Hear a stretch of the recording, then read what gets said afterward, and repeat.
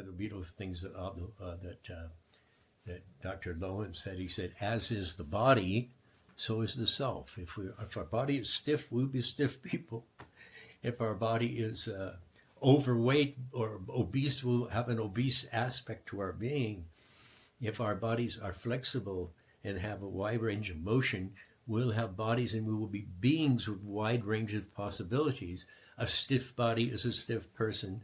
A graceful body is a gracious person. One of the things I noticed, and this will lead me into what I want to talk about here, one of the things I noticed is the people that I hadn't seen for many, many years, I was shocked at seeing many of them because they looked so old, even though I believe I was probably the oldest amongst all the people there.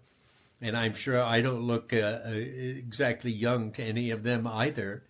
But I also noticed something else, and it brought up a point that I know about it, and I stress very much in my understanding of being in the body and being healthy in the body. And I noticed that a lot of the people that were older, they had developed a kind of collapse of their posture, so they were bending forward, and even difficult walking and so forth. I mean, I have my difficulties at times as well, but it reminds me of the work of Dr. Alexander Lowen, who was at the forefront of a lot of the somatic work around the world, and took little credit for it, or maybe not as much credit as he deserved. But we talk about being upright. The hadith from the Prophet ﷺ, who said the son of Adam only needs a few morsels, enough to keep his back straight.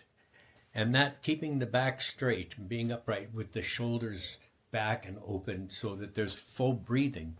Dr. Lowen emphasized and made use of that principle and the importance of it until he was 96 or so when we met him, and he was using what he called his bioenergetic stool, it's a padded stool about 2.5 feet high, in which every day put that stool under his shoulder blades and use some light weights or books or something, or just stretch and open up this upper part of the chest.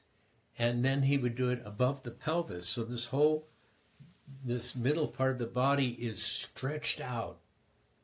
Now, the interesting thing about that, one of the interesting things about that is most mammals, when they awaken, they'll do they'll yawn, and they'll stretch, they'll put their rear end up and they'll stretch their paws out in the front, and that arch the back and stretch the back. So Dr. Lowen did this on a daily basis. He called it this bioenergetic stool. And as I say, he was doing it into his 90s and showing us, who came to him as students, he was showing us how to do it properly. But I think it's very important, opening up the chest. Allah says in the Quran, one of the beautiful things that Allah says, He expands the chest. And not to Islam, not to better breathing. Allah says He expands the chest to Islam itself. So, being in this body, in this mammalian body, as many of you may know, is something I stress and reiterate over and over. But it's important to accept being mammal and doing and living in the mammalian body with all the things that we have in common with our relatives, all of those mammals out there who are our relatives, period.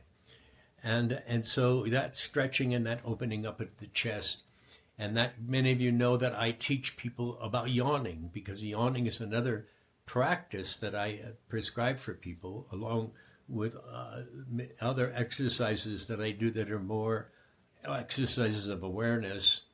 And if any of you are interested in that, you can contact me I can send you the primary exercises, which is standing and grounding, tracking what's happening in the body, what I call my chi, which is moving in response to the impulses you feel for movement, and yawning is another one that I recommend. There are many other exercises similar, but this principle of opening the chest to breathe in, and back to Dr. Lowen, one of the wonderful things that he mentioned and stressed in his book on depression, he points out that people who are depressed are only breathing very little. They're minimally breathing.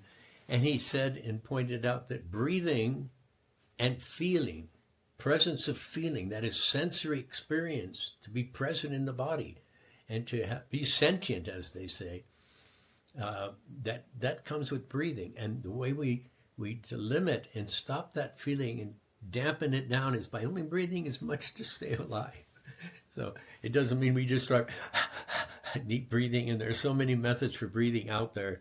And I think understanding the dynamics of it is an important thing, which, if any of you are interested, I've gone into that in great detail in the varieties of breath and the kinds of breath and what that can do. But nevertheless, keeping our back upright. And the Prophet ﷺ even said, if you're in the salat and you're in the front rows, sit with your back up straight, because then the others behind you will follow, inshallah. So consider this thing and notice if you're collapsing, if you're beginning. Men tend to do it more than women, but we all do it. And notice what it's like to open up the chest and stretch it out. There's many other exercises that are similar and related to that.